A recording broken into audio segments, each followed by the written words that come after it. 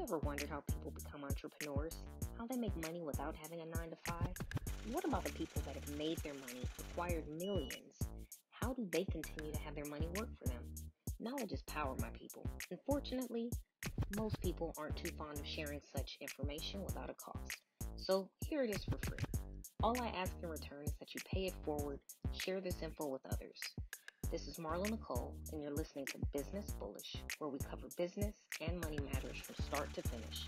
You can find me on Instagram at Miss Marlo Nicole with an MS Marlo Nicole, or at www.marlonicole.com. Thanks for listening. So we have Chanie G in the house. Thank you, Chanie, for joining me today on my new podcast, Business Bullish. Cheers. Did you get your morning coffee yet? I don't do coffee, but I'm definitely a tea person. But not yet. I said I was taking a few early morning classes, so I just rolled out of bed and just started taking classes. Knowledge is power. You are always on it. I can definitely give you that one. A woman after my own heart. So basically, again, just to tell you a little bit about the show, I know you know a little bit, but I just like to get to talk to different people in different lines of business, entrepreneurs, and just to kind of get a bigger picture, bigger than myself, what other people are doing, how they're investing their time, their money, how they're able to basically even survive right now with everything going on in the world. It's tough for a lot of people. And then you have people such as yourself that just have so many different irons in the fire that it's almost hard to fail when you're operating like that. So I have a couple of questions that I'm going to ask you. Okay. And then I want you to just dive in because people really want to know these things. And that's, again, another reason I started this podcast is I've had so many people from different lines of business and just wanting to start their own business, wanting to find the motivation, find the inspiration, and just trying to figure it out. So being able to again, talk to people such as yourself that have a lot of other things going and are able to just kind of pull it together. People need to hear, they need that motivation, and I want to be able to help give that to them. So if you had a day job, now I'm thinking particularly about your entrepreneurial endeavors, what would your title be? Day job, broker. Okay. I had to think about that one, and it took me a long time to get to be able to answer that particular question. If I were to define my day job, the bread and butter, the meat and the potatoes, it is definitely a real estate broker. Okay. So real estate broker, tell us about that part of your business. Okay. How did you get into real estate and brokering, to be specific?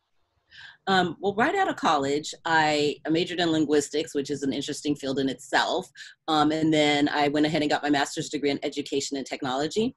And then from there, I was like, okay, I want to teach. I want to be this, give back to the kids and whatnot. And within that, one of my friends, Allison, she did a school within a school, which is when you take these big public schools and then you create little schools within them that have a specific niche.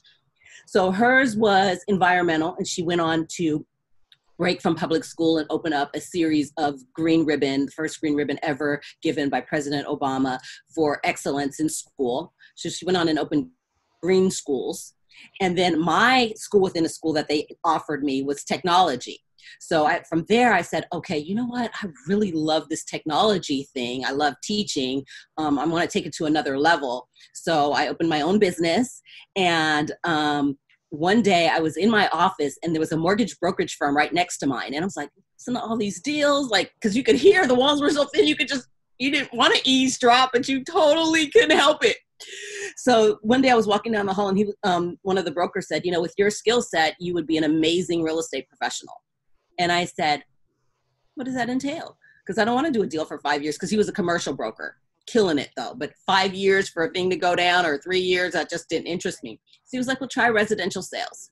So from there I was like, okay, let me go ahead and do this. But being an overachiever, I decided to not only get my real estate license, but my broker's license at the same time, because why not? It's just a few extra classes, and open my own practice so that I could then, some of the things that I didn't like, what I was seeing in real estate, I could then control. Okay. Because the way the real estate license works in California is if you have just a salesperson's license, you have to work for a broker. Mm-hmm. So, and if you don't, if you are a broker, then you have the ability to hire real estate salespeople and then, you know, have your own quality control, because real estate is one of those careers where there's a fine line between legal and ethical. Mm-hmm. You know what I mean? And I know a lot of people like to go right up to that little borderline now, no longer ethical, you've crossed over into illegal. And most real estate penalties are like federal 90 years in prison type situations.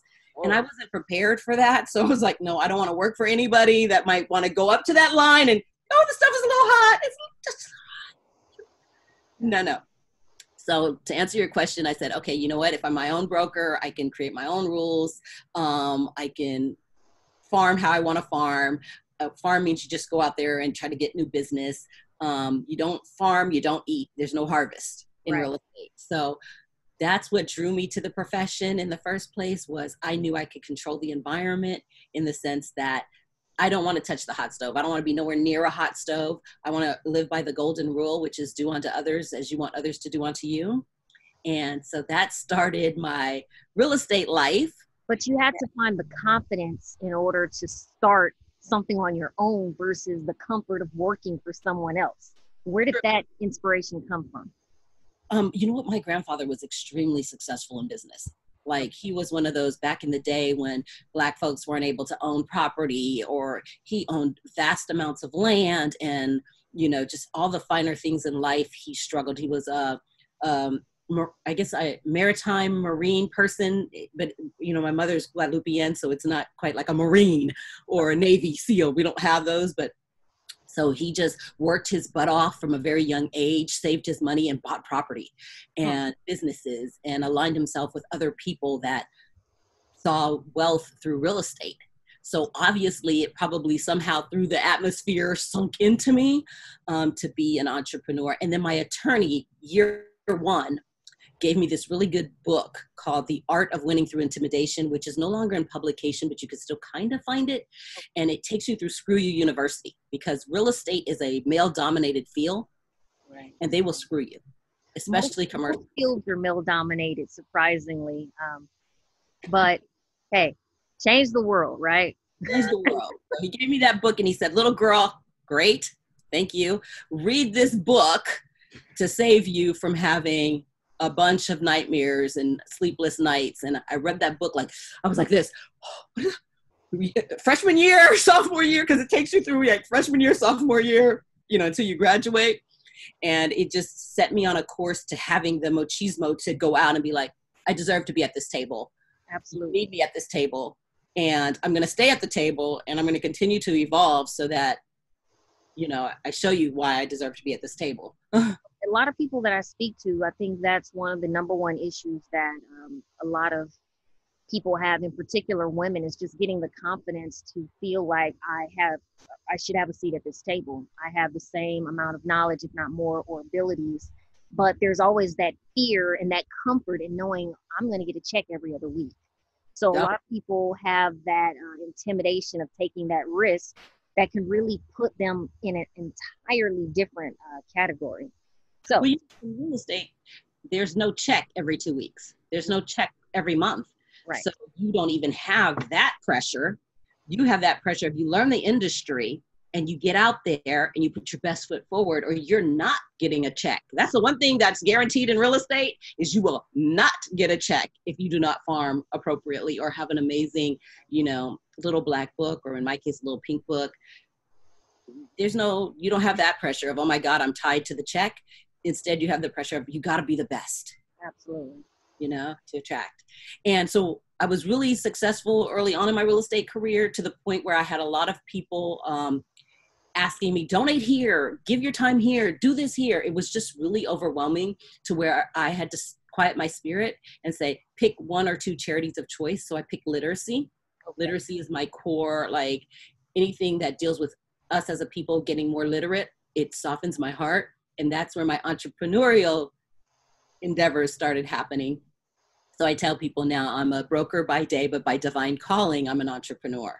Okay. So tell us a little bit about some of your other entrepreneurial projects that you have going right now, because I know there are a ton, but just list them for me real quick, and then I'm going to pick a few of them apart. Okay. Well, going with my degree in technology, so we make the brand. It's a boutique type agency that helps people with their marketing and branding, specifically nonprofits that deal with people that help minorities. That's my sweet spot. So clients like U-Ball Foundation, which help kids not only get basketball fundamentals, but they also teach them major life skills. So we make the brand is a good one. Again, word of mouth business. Don't take on a whole bunch of clients, just a few select ones that are trying to do amazing things. Right. I wrote a book. I'm an author, so Congrats.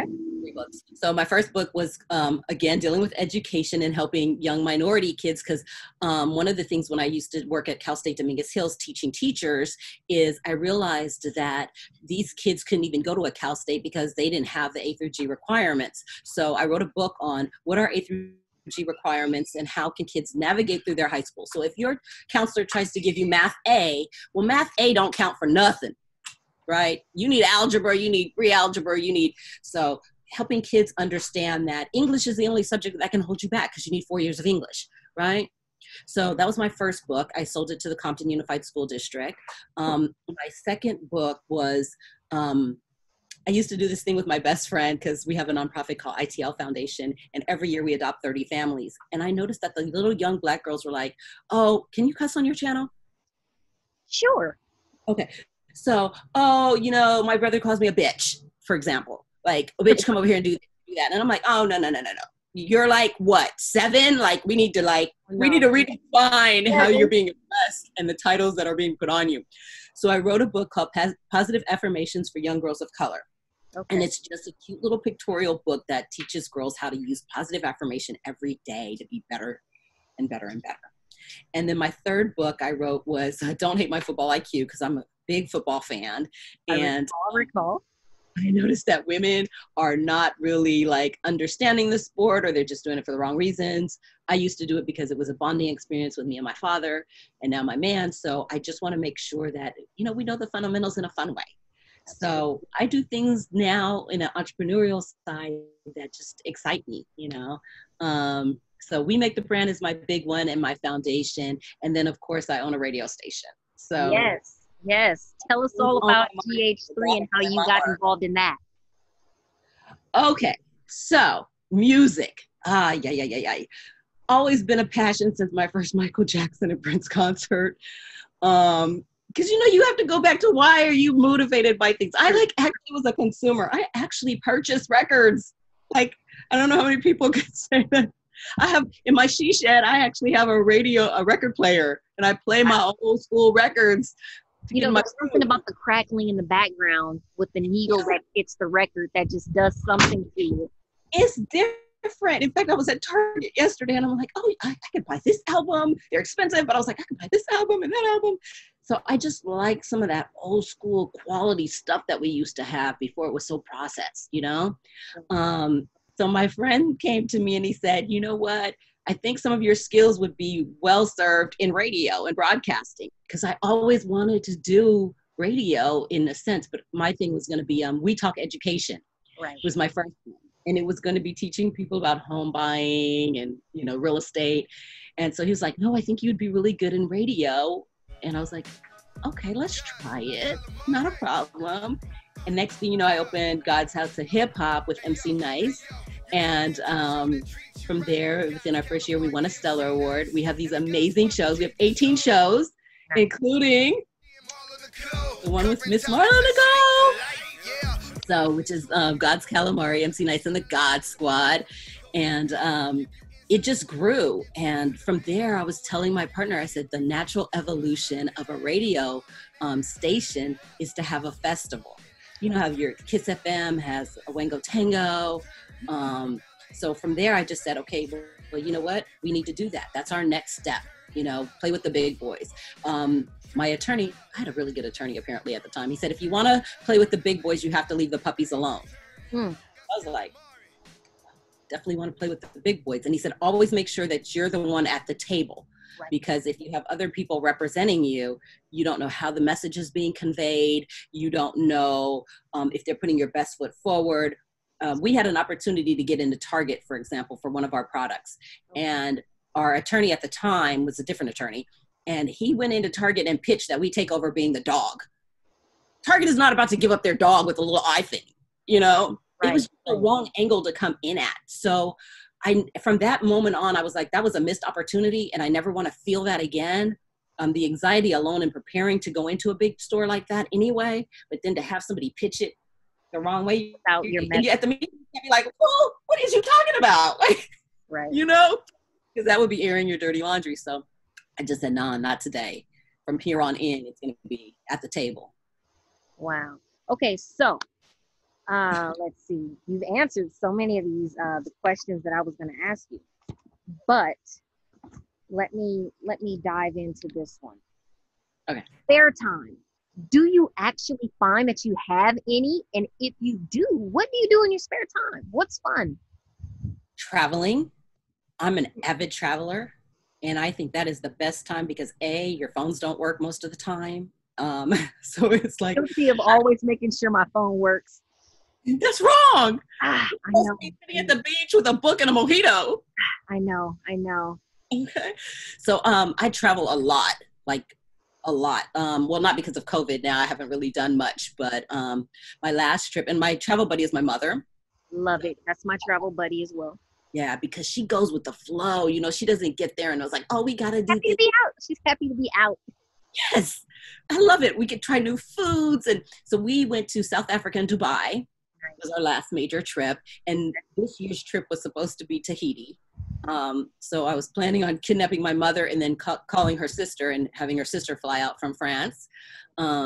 So big term is I got to get out of the country.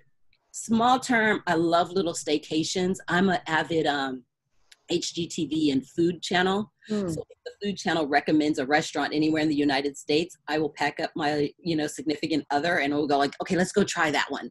And then off we go. And then we rate it at NCB. NCB means never coming back. These like little codes, like if we get there and it's like dirty, we're like the insurgents. And that's cue for like, oh, thank you so much. But you know what? We just got an appointment and we have to go. Because, sometimes they portray it on TV to be this fabulous thing and you get there. Really not all that once you get there.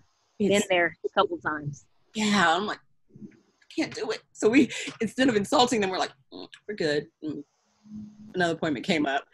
And so just little staycations, just if we hear of something exciting that got really good reviews, we like to go and pretend like we're the critics. And be like, oh, okay, so we're going to rate this cleanliness. Oh, they routed that signature dish. Well, I'll have to say this. If you haven't been to Panama yet, you've got to go. Okay. It's probably one of the most underrated places that I've been to. I did not have any expectations when I went there. But when I did, culturally, it was amazing. Food was great. You live like a king or queen, obviously, with a minimal source of dinero, but it was nice. It was great. Okay, I want to admit, on your Instagram, you post some of the most amazing lobster. Like, I love lobster. Where is she going locally to get this? It's got that cream and the sauces. Oh man, I have a couple of places. You're gonna have to do an episode on Marlo's favorite restaurants. Oh man, right? I will definitely have to do that. So I would be remiss if I did not ask you on Business Bullish about money and what your go-to is for saving, let's just say in preparation for maybe another venture. What do you like, or what is your go-to for saving? Is it stocks? Is it bonds? Is it just a savings account? Do you stick it in between your mattress? Like, what do you do personally to kind of make sure that you're ready for the next event? Okay, a few things. So that's a great question. First of all, thank you for asking.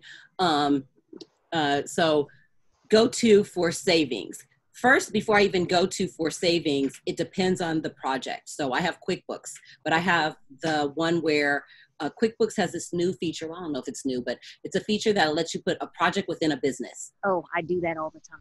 I love it because it totally helps you find out whether you're going to be in the green or in the red. makes you think about it before doing it. Absolutely. So before I do a new project, I always like to go into my QuickBooks and I'll say, okay, today we're going to do a festival. Well, I don't want that to be part of my main business because the festival only happens once a year. So I will go in and it lets you put in all of your hard costs, soft costs. And then at the end of the day, I go, okay, I need $1.5 million, you know? And then from there, I look, like I said, my main job is real estate. I've been very fortunate to, you know, have a thriving company and to stay afloat during this time. So I will literally go, okay, in order for make that dream to come true, I need at least, you know, 25 to 50% of that dollar amount already in liquid cash. And then from there I go, okay, well, that means that in my day job, I need to have this much, you know, increase in my salary. That's the beauty of real estate, is you can increase your salary. Or my business partners, I can say, okay, we all need to up the ante 10%, 15%. So I like to have that in a savings prior to getting started. Other than that, I just have my standard, you know, my 401ks, my, you know, I use Northwestern Mutual for my investing, just your standard stuff. But most of my projects, I pre-budget them. Okay.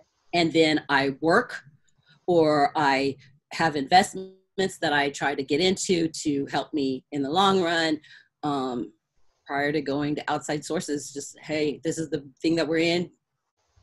You bring up a great point when you talk about asking people to invest. That's another thing that I've noticed, is that we tend to rely a lot on banks, whereas you look at some other people that were very successful and they've had friends and family just come together and say, all right, I believe in you here, I believe in you there, I believe, you know. And another thing that, you know, a lot of people feel, oh, I don't have that kind of support from my friends or my family. But you've got to be able to show people what you're capable of doing or bringing, because that's what it takes. If people see that you start something, fall, you're not consistent, you don't keep up, it's very difficult for someone to find that trust to be able to invest in you. But if you're someone that they see as hardworking, consistent, you know, you start, you finish, somebody's going to look at that and say, I want in. Right. And then you align yourself with people that think that way, because, you know, I think E40 said it best, that people smile in your face. They say that they want you to win, but secretly praying that you lose. That was like a deep, like, I've been there, you know. I don't just listen to Christian hip hop. I listen to it all because I want to know, like, where are they coming from with that? And when he said that line, I was like, I can name a few people right now that are like all up in here. And at the end of the day, they're like going, really? Yeah, really. I worked hard. I got up early this morning and took classes, you know? Absolutely. So I say, to answer your question, have a budget for whatever it is that you're going to do. Know realistically what those numbers look like. Partner here. I'm sorry. Do you hear that? Oh. Okay, good. Sorry. I was like, yeah, just totally know your budget for whatever your venture is going to be, and then pad it. You know, in real estate, they pad things. You have to. You never know what's going to happen once you peel back those walls, right? Yeah, definitely. Like, we have a few for our festival because it was postponed. We have a few opportunity to get some new talent, but that budget, that changes everything now. So, okay, now I might have that opportunity to get this other, you know, talent in. But I think we need to do that even with the small stuff, you know, even if it's as much as, you know, you want to get a new car. Well, what does that mean? You know, getting a new car, you know, are you ready? Budget the small stuff and the big stuff. That is so smart. And, you know, you can never really tell people how to spend their money, but I could think of a few people that, you know, have had candid conversations with me about different things that they wanted to purchase. And I'm thinking like, well, but you don't have blank. Why are you trying to buy blank? You know, at the end of the day, people want what they want, and I get it. But it's so, you know, one of the things that we have a tendency to do, and when I say we, you could say young people, you could say African American people, but right now, because it's like this whole hip hop era, it almost doesn't have a color. It's a generational thing. When you look at a magazine cover and it's got, I don't know, Steve Jobs. You don't see Steve Jobs with his Gucci belt and Fendi shoes. Not saying that the things that he purchases or is wearing are cheap or less than. But our focus is different.